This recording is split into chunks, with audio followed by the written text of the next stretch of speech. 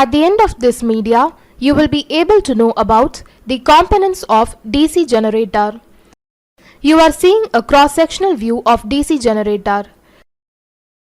Let us see the various components of DC generator. Yoke. Yoke provides mechanical support for the poles. It acts as a protecting cover for the whole machine. It also provides the path for the magnetic flux produced by the poles. Armature. It is the coil wound in an iron core. This is the main part which generates the EMF in a generator or develops torque in a motor. Lugs.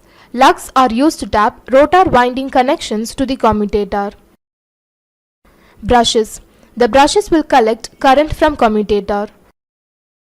They are made of carbon or graphite. Brushes are housed in brush holders.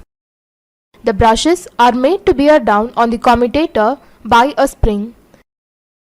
The tension of the spring can be adjusted by changing the position of lever in the notches.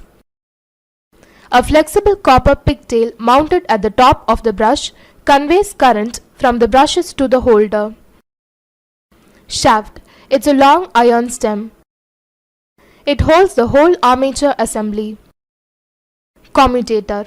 Commutator facilitates collection of current from the armature conductors.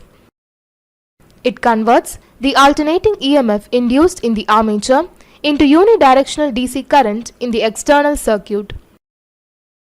It periodically reverses the current in an electric motor or electrical generator. Stator. It is the stationary part of a DC generator. It comprises of field coils, poles and pole shoes. The coil which energizes it is known as the field coil or field winding. Bearings. A bearing is a device to allow constrained relative motion between two or more parts, typically rotation or linear movement. Thus, you have learnt about the various components of DC generator.